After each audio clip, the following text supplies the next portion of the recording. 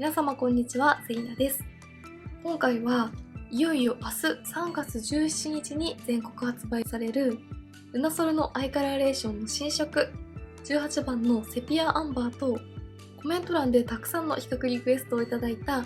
同じアイカラーレーションの人気色15番のフローレスクラリティと、カラーの配色が似ている3のディメンショナルビジョンアイパレット13番、アディクションのザ・アイシャドウパレット004番とそれぞれ比較していきたいと思います。どのカラーもこれからの季節にもとても使いやすいベーシックなベージュ系のアイシャドウパレットとなっておりますので、少しでも参考になれば嬉しいです。また今回はアイシャドウの比較の前にベースメイク、アイブロウ、アイライナー、マスカラ、そしてチークとリップのアイメイク以外の部分のメイクも仕上げながらご紹介していきたいと思います。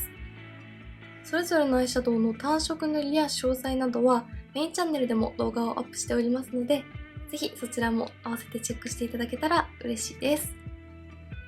それでは早速始めていきます。まずアイシャドウの比較に移る前に、ベースメイク、アイブロウ、チーク、リップを仕上げていきたいと思います。今回はベーシックなベージュ系アイシャドウの比較ですが、春らしい軽やかな印象に仕上がるように、ベースメイクは程よいツヤも感じるような薄膜な仕上がり、チークやリップは肌なじみがいいながらも程よい血色感が出るようなもので仕上げていきたいと思います。それでは下地を塗っていきます。下地はこちら、アディクションのスキンケア UV タッチアップクッション002番のロージーラベンダーのカラーです。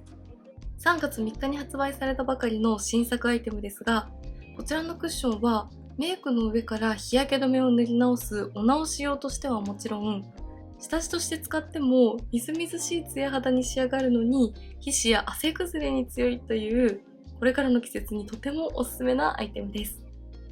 全3色展開でそれぞれのカラー別の仕上がりなどはメインチャンネルでご紹介していますが、今回は程よい血色感と透明感の出る002番を使っていきます。こんな感じでふんわりと柔らかいピンクのカラーもつきますが、ブルーパールが配合されているので、ちゃんと透明感も出るところがすごく綺麗なポイントです。スキンケア後のようなみずみずしいツヤ肌に仕上がるので、上からのせるファンデーションのテクスチャーも選ばずにとても塗りやすい肌に仕上げてくれます。はい、こちら側半分に塗ってみました。カラー補正効果のある下地ですが、何も塗っていない方と比較しても白浮きしてしまうということもなく、でも程よい血色感とブルーパールの透明感でとても綺麗なツヤ肌に見せてくれます。近くで見てもこんな感じで、みずみずしいテクスチャーが毛穴や凹凸をふっくらと見せてくれて、春らしい軽やかな肌作りのベースとしてとてもおすすめです。続いてファンデーションを塗っていきます。ファンデーションはこちら、エレガンスのウォータリーフィルミックファンデーション。カラーはイエローよりの標準色 IV の302を使用していきます。こちらのファンデーションは付属のスポンジを使って塗っていくようなタイプですが、薄膜で均一な滑らかなつるんと肌に仕上がるファンデーションです。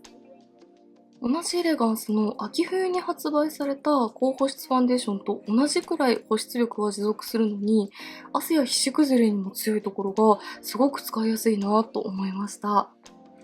こんな感じでささっと仕上げることもできて、程よく素肌の透け感も残りますが、毛穴や凹凸を滑らかにカバーしてくれるタイプです。はい、こちら側半分にファンデーションを塗っています。このくらいの距離で見るとかなりしっかりとカバーしてくれているように見えますが、近くで見るとこんな感じで意外と素肌の透け感なども残っているので、ある程度のカバー力もありつつ厚塗りになりすぎないというところが軽やかな印象に仕上げてくれるポイントです。ツヤツヤギラギラしすぎていないつるんとした程よいツヤも綺麗ですよね。ではこの上にこちら、RMK のフローレスカバーコンシーラー02番と04番を使って赤みなど気になる部分をカバーしていきます。私はこのオレンジ寄りの04番を少量と肌の色に近い02番を組み合わせて、ニキビ跡などの赤みが気になるところに少量重ねていきます。そして指でタップするようになじませると、とてもクリーミーなタイプのコンシーラーなので、どんなテクスチャーのファンデーションにもさっと馴染んでくれて、しっかりとカバーもしてくれます。コンパクトサイズなので持ち運びにもとても便利です。続いてこの上にフェイスパウダーを重ねていきます。こちら RMK のシルクフィットセッティングパウダーです。こちらも3月3日発売の新作アイテムで、微粒子で柔らかいパウダーがふわっと肌になじみつつ、このパウダーにもつるんとしたツヤが出る効果があるので、このファンデーションのツヤを消さずにしっかりとパウダーで押さえていきたいと思います。付属のブラシを使って軽くパウダーを取って、顔全体に軽い力でさっとのせていきます。こんな感じでしっかりとパウダーが乗りましたが、全然粉感がなくて、より滑らかに毛穴や凹凸を埋めてくれて、すごく綺麗ですよね。そしてアイメイクをする前に、上まぶたや目の下などは、こういったアイシャドウブラシに持ち替えて、しっかりとパウダーをのせることで、アイシャドウが綺麗に溶けてくれたり、下まぶたにアイシャドウやマスカラが落ちてしまうのを防ぐことができます。眉尻のあたりにもしっかりとパウダーを塗っておくと、アイブロウも綺麗に長持ちさせることができておすすめです。はい、こちら側半分にパウダーを塗りました。ちゃんとファンデーションのツヤは残しつつ、パウダーを塗ることでより毛穴や凹凸を滑らかにフラットに見せてくれています。はい、こんな感じでまずベースメイクが完成しました。下地もファンデーションも程よい滑らかなツヤが出るタイプで仕上げて、上から重ねたパウダーもツヤを消さないようなアイテムを使用したので、ハイライトなしですが、ちゃんと頬の高い位置などに綺麗なツヤが残っています。近くで見てもこんな感じで、毛穴や凹凸は綺麗にカバーしていますが、厚塗り感のない軽やかな肌に仕上がっていると思います。気になるところはしっかりとカバーしつつ、軽やかに見えるベースメイクがより春らしいメイクに見せてくれますよね。ではここからはシェーディング、アイブロウ、アイライナー、マスカラを仕上げていきます。まずシェーディングはこちら、メイクアップフォーエバーのアーティストフェイスカラー S の114シャモアのカラーを使っていきます。こちらをベアミネラルのチークブラシに取って、もみあげからこのフェイスラインの下側に入れていきます。この位置に入れることによってシェーディングを塗った感はないけれど自然に影をつけることができます。こんな感じでこの輪郭の下の部分に仕込むと、これだけでも自然に輪郭がシャープに見えると思います。そして再度シェーディングをブラシに取って頬骨の下と額にも入れていきます。はい、こちら側にシェーディングを入れてみました。シェーディングを塗る前と比較すると、とても自然ですが、より顔が立体的になったのと、コントラストがつくので、ベースメイクのツヤがより綺麗に生きてくると思います。シェーディングは顔の形によって入れ方に違いが出てきますが、この輪郭の下の部分に入れるのは、どの顔型の方にも自然に仕上がるので、ぜひ試してみてください。そしてこういった大きめの丸いブラシに戻って、目頭から眉のつながりとアイホールの上の眼球のくぼみの部分にも入れていきます。ここを入れることで自然に目元に立体感を出すことができます。続いてアイブロウを仕上げていきます。私はいつもアイブロウペンシルで眉の輪郭を整えた後にアイブロウパウダーを使って仕上げているので、まずはアイブロウペンシルからご紹介していきます。こちら、スックのソリッドアイブロウペンシル。カラーは001のカーキのカラーを使用しています。アイブロウペンシルは長年こちらのクリニックのものを使っていましたが、昨年廃盤になってしまって、なかなか新しい理想的なアイブロウペンシルを見つけられていなくて、やっと最近自分が気になっていたアイテムや、視聴者様からおすすめで教えていただいたアイブロウをいろいろと試しているところです。ずっと愛用していたクリニックのアイブロウペンシルは、こんな感じの楕円形の少し太めの芯になっていて、こういった形のアイブロウペンシルってデパコスではなかなかないアイテムなので、今回のスックは同じような形状なので使いやすそうだなと感じています。アイブロウペンシルの比較についてはまた別の動画でご紹介したいなと考えています。今回はストレート寄りのフラットな眉に仕上げていきたいと思います。まずアイブロウペンシルで眉を描いていく前に、ペンシルの裏についているスクリューブラシを使って眉を整えていきます。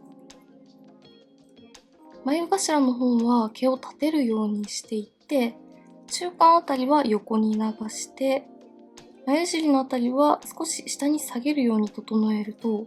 これだけでも毛流れが整うので、より描きやすくなります。続いてペンシルの側面を使って、眉の下側に影をつけるイメージで薄く描いていきます。軽い力でさっさと描いていくと、こんな感じで自然に眉が生えているような影をつけることができます。そしてそのまま眉頭を少し足して、今回はフラットに仕上げていくので、眉頭からこの眉山までをストレートに描いていきます。そして眉山から眉尻はほんの少しだけ角度をつけて下げていきます。ストレートを意識しすぎてあまり角度がないと少しやぼったい印象になってしまうので、眉頭から眉山まではストレートに、眉山から眉尻までは少し下げてあげると、きつくなりすぎずに綺麗な形に描くことができます。眉の上側はこんな感じです。続いて眉の下側は先ほど描いた眉頭から眉尻に向かって自然にストレートになるようにつなげていきます。スックのこちらのアイブロウペンシルはクリニックよりは少し柔らかめの芯にはなりますが、ある程度の硬さがあるので線が濃くなりすぎなくて自然に描けるところが使いやすいです。はい、こんな感じでペンシルを使ってまず眉の輪郭部分を整えました。そして最後にスクリューブラシを使って全体をなじませていきます。そうすることで描いた線ともともと生えている眉の境目が綺麗になじんで、より自然にもともと綺麗に眉が生えているように見せることができます。続いてイプサのアイブロウクリエイティブパレットを使っていきます。左上のカラーを眉頭に、右上のカラーを眉尻に塗って眉の足りない部分を足していきます。付属のブラシのこの斜めカットで毛足が長いブラシに取って眉頭にのせていきます。このカラーがかなり絶妙な陰影がつくカラーでものすごく使いやすいです。眉頭に自然に重ねて眉の中心の方にものせていきます。続いて右上のカラーを先ほどのブラシの反対側に取って眉山から眉尻に向かって足していきます。眉山から眉尻はしっかりと濃さを出していくことで眉のグラデーションが綺麗に仕上がります。そして最後この下のレッドとオレンジのカラーを毛足の長いブラシに1対1で取って上から軽く重ねていきます。このカラーはあまり色が強く出すぎるわけではないですが、自然なカラーをつけてくれるので黒っぽくなりすぎないトレンド感のある眉に仕上げてくれます。はい、こんな感じで両方の眉が仕上がりました。輪郭をしっかりと取ることでちゃんと眉を描いている感も出しつつ、眉の中に自然な影をつけてくれるようなパウダーを使うことで強すぎない眉に仕上げています。特にイプサのアイブロウパレットはとても使いやすくておすすめのアイテムです。では続いてアイライナーとマスカラを簡単にご紹介していきます。アイライナーとマスカラはいつも同じアイテムを使っていて、まずアイライナーはこちら、トゥーフェイスドのベターザンセックスアイライナーです。こちらのアイライナーはこんな感じのかなり極細の筆タイプになっていて、細かい部分や極細のラインもとても描きやすいのはもちろん、皮脂や汗、こすれにもとても強くて、何本もリピートしているお気に入りのアイライナーです。アイシャドウのレビューの時もいつも目尻3分の1にラインを引いています。こんな感じで極細ラインが長時間崩れずに持続してくれます。そして資生堂のアイラッシュカーラーを使って先にまつげを根元からしっかりと上げた後、クラランスのマスカラコートをマスカラベースとして塗っていきます。本来はマスカラを塗った上にマスカラコートとして重ねて皮脂や汗崩れを防止するアイテムですが、個人的にはベースとして塗ってもちゃんと目の下にマスカラが落ちてしまうのを防止しつつ、より綺麗なセパレートに仕上がる印象なのでベースとして使っています。そしてこのマスカラコートをしっかりと乾かした後に、上まぶたにはシャネルのイニビタブルウォータープルーフのブラック、下まぶたにはクリニークのラッシュパワーマスカラロングエアリングフォーミュラを塗っていきます。上まつげと下まつげでマスカラを使い分けていますが、マスカラの詳しいご紹介はメインチャンネルでも動画をアップしているので、気になった方はぜひそちらもチェックしていただけたら嬉しいです。それでは最後、チークとリップで仕上げていきます。チークはこちら、エレガンスのカランドゥフェイス BE の401番です。ほんのり柔らかくて上品なベージュピンク系のカラーなので、この程よいツヤのある肌との相性も抜群で、自然に顔全体をまとめてくれます。発色はかなりナチュラルなので、何度かしっかりと重ねて色を出していきます。続いてリップはこちら、エルメスのルージュエルメスルージュアレーブルサティネ21番のローズエピセのカラーです。エルメスで一番人気のカラーということで、こんな感じで意外と明るめで少し深みのあるピンクですが、春らしい柔らかい印象とツヤがとても可愛いです。はい、こんな感じでアイシャドウ以外のポイントメイクが完成しました。アイブロウはベーシックなベージュ系のアイシャドウとも合うようにしっかりと眉の輪郭は取ってきちんと感を出していますが、ストレート気味に仕上げることでベーシックに寄りすぎない柔らかさを演出したのと、チークやリップも程よい血色感を感じるヌーディー系のカラーを合わせて全体的にベーシックにも使えるメイクを意識してみました。ではこの状態でアイシャドウを比較していきたいと思います。今回ご紹介するアイシャドウはそれぞれ別の動画で1色ずつの単色塗りや他のメイクルックパターンもご紹介しておりますので、もっと詳細が知りたいという方は概要欄と固定コメントにそれぞれのご紹介動画のリンクも貼ってありますので、ぜひそちらもチェックしてみてください。まずはこちら、今回のメインであるルナソルアイカラーレーションの新色18番のセピアアンバーです。こちらは繊細なベージュカラーが目元の立体感を引き立てるセピアアンバーというカラーで、全体的に発色がかなりナチュラルで使いやすいのと、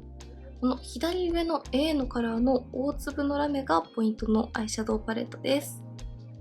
オレンジ寄りのカラーも入っていますが、この D のカラーのブラウンがそこまで黄身に寄りすぎていないというのと、B の少しくすんだセピアのようなツヤカラーもあるので、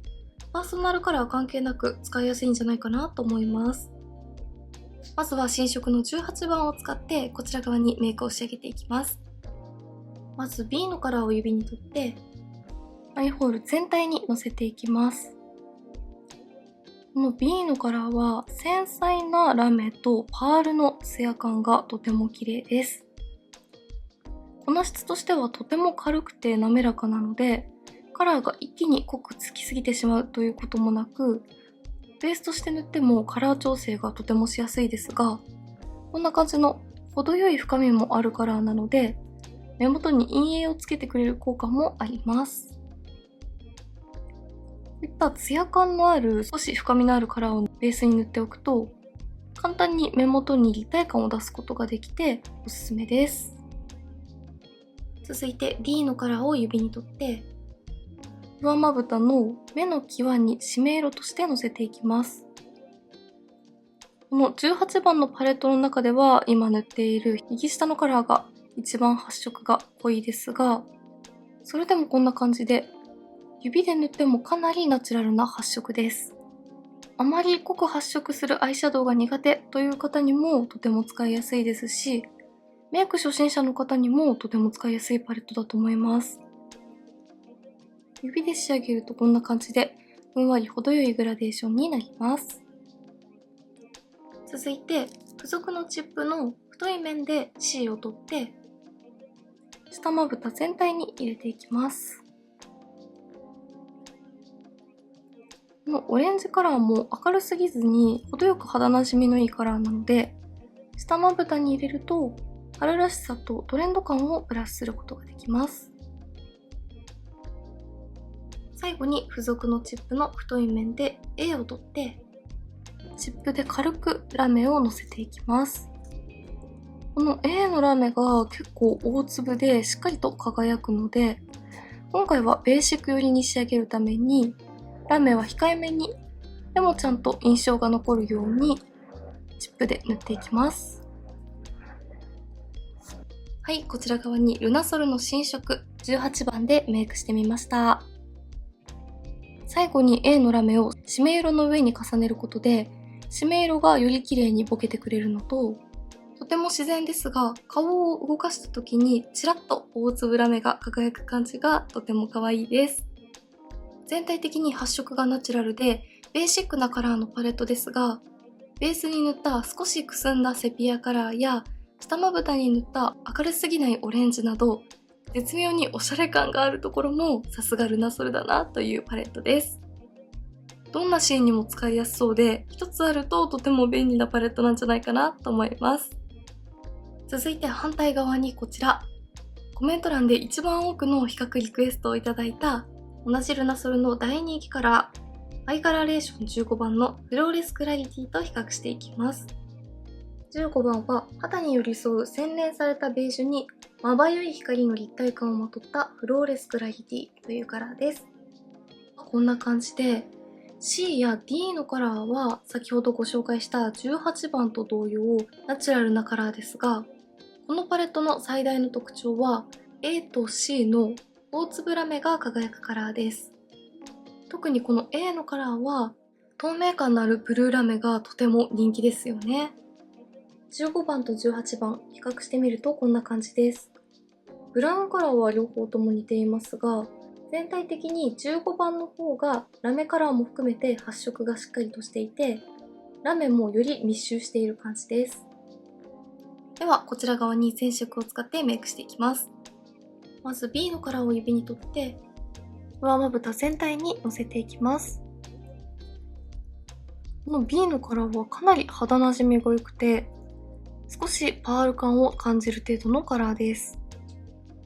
ベースとして塗っておくと、次に塗るアイシャドウが濃く発色しすぎてしまうのを防ぐこともできて、程よいツヤを得ることもできます。続いて D のカラーを指に取って、上まぶたの目の際に締め色として塗っていきます。この15番の D のカラーは先ほどの18番の締め色と比較してもこんな感じで結構しっかりと発色するタイプです。まぶたの上に乗せてみるとこの15番のブラウンの方が少し赤み寄りな感じがします。15番のパレットのラメカラーを入れる前だとこんな感じです。ラメを乗せないとかなりベーシックにも使えますね。この時点で比較すると15番の方がよりベーシックなブラウン系アイシャドウ、18番は柔らかいベージュ系アイシャドウという感じの違いが出ています。続いて C のカラーを付属のチップの細い面に取って下まぶた全体にゴールドのラメを入れていきます。こちらはベースにもしっかりとカラーを感じるので、下まぶたに単色塗りをしても程よい陰影もつけてくれます。一気に華やかになりますよね。最後に A のカラーを指に取って上まぶた全体に重ねていきます。ベースにしっかりと締め色を塗っていることで、よりこの透明感のあるブルーラメのカラーが綺麗に映えます。はい、こちら側にルナソルアイカラーレーションの新色18番、反対側に人気色の15番を使ってメイクしてみました。比較してみるとこんな感じです。どちらもベージュカラーを基調としたパレットですが、この2つを比較してみると、15番は赤み寄りのブラウン、18番は少しオレンジがかったブラウンという感じの違いがあって、結構イメージが違いますよね。どちらも上まぶたにしっかりとラメカラーをのせていますが、やはり15番の方がラメがより大粒なのと、ラメの密度が高いので、かなり華やかな印象に仕上がっているのに対して、18番も小粒のラメを感じることができますが、とても柔らかい仕上がりだなと思います。少し赤みを感じるようなブラウンや、ラメカラーなしでのアイメイクも楽しみたいという方は15番がおすすめ。柔らかくてこなれ感のあるベージュ系メイクを楽しみたいという方は18番がよりおすすめだなと感じました。比較してみると意外と違いがあって、どちらもとても可愛いですね。続いて比較していくのはこちら。3のディメンショナルビジョンアイパレットの13番、アクティブエンチャントです。こちらは1月1日に発売された新色で、クールな輝きの中に凛とした強さと優しさが共存するゴールドベージュ。ルナソルの18番とカラー構成が結構似ているなと思ったので比較していきます。手に出してみるとこんな感じで、3のパレットの最大の特徴は、クリームタイプやパウダータイプ、マットタイプなどの一つのパレットで様々な質感を楽しめるところです。ルナソルの18番と比較するとこんな感じで、手に出してみても結構似ていますよね。ではこちら側に3の13番を使ってメイクしていきます。まず B の練りタイプを指に取って、上まぶたのベースに塗っていきます。ベースにこういった練りタイプを押し込んでおくことで、上から重ねるパウダーアイシャドウのカラーがよりしっかりと出てくれます。オレンジもまぶたの上にのせると意外とこんな感じで明るすぎないカラーなので、とても馴染みが良くて可愛いですよね。続いて A のカラーを指に取って、上まぶたの目の際にのせていきます。締め色の効果もありつつ、大粒のラメが輝くブラウンカラーで、ベースに塗っている練りタイプと合わさってツヤが増して、とても綺麗ですよね。オレンジに深みを持たせることで、より大人っぽい印象に仕上がります。続いて C のカラーをブラシに取って、下まぶた全体にのせていきます。最後 D のカラーを指に取って、上まぶたの黒目の中心にトントンと重ねていきます。結構深みがある感じで仕上がっていたので、最後このカラーを重ねることで一気に明るくなって素敵ですね。はい、こちら側ルナソルの18番、反対側は3の13番を使ってメイクしてみました。比較してみるとこんな感じです。パレットの見た目やカラーを手元に出した時はかなり似ているなと思いましたが、実際に全色を使ってメイクしてみると全然仕上がりのイメージが違いますよね。3の13番はベースに練りタイプを仕込んでおいて、その上にパウダーアイシャドウを重ねているので、ルナソルよりもしっかりと発色していると思います。そして3の13番も比較的ベーシックなカラーですが、オレンジ要素やパープル要素が感じられる反対色も入っているところが18番との大きな違いかなと思いました。3の方がより明るい印象に仕上がりました。最後比較していくのはこちら。アディクションのザ・アイシャドウパレット004番のタイムレスゴールド。時代を超えた洗練をまとうジュエリーのようなゴールドパレットというカラーです。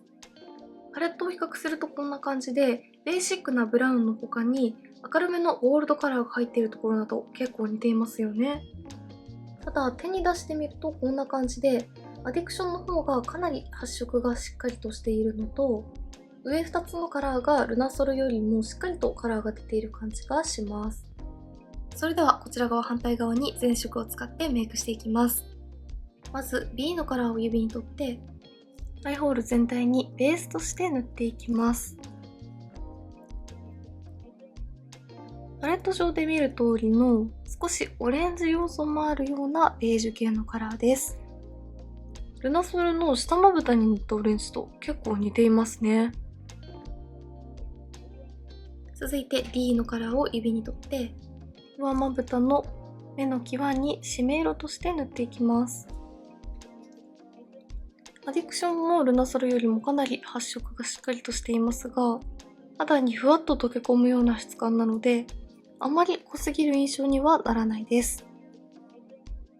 少し赤み要素も感じるようなベーシックなブラウンという感じですね。続いて付属のチップの太い面に C のカラーを取って下まぶた全体に入れていきます。このカラーはかなりツヤがしっかりと出るタイプで発色もいいですね。でも意外とこんな感じで明るすぎないビターなオレンジなので下まぶた全体に塗っても浮く感じがせずに使いやすいです。最後に A のカラーを指に取って上まぶたの黒目の中心にラメをのせていきます。アディクションのラメは軽くて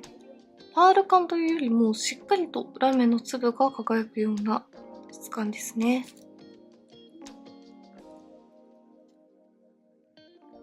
はい、こちら側ルナソルの18番、反対側にアディクションの004番でメイクしてみました。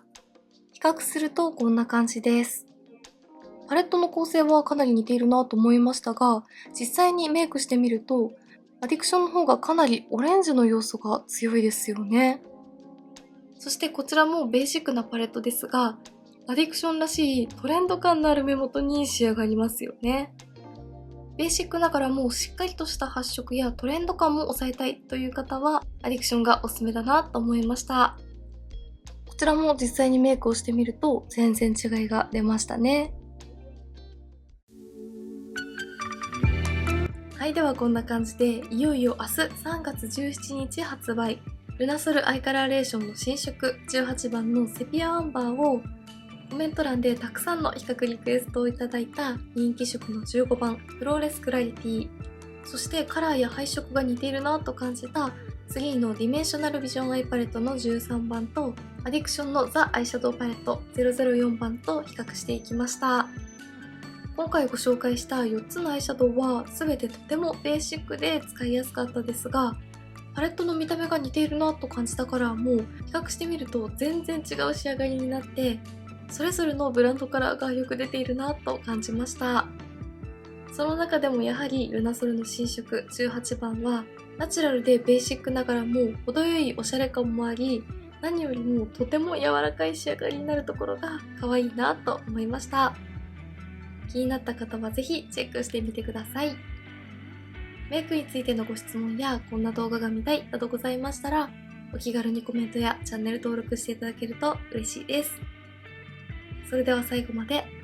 ありがとうございました。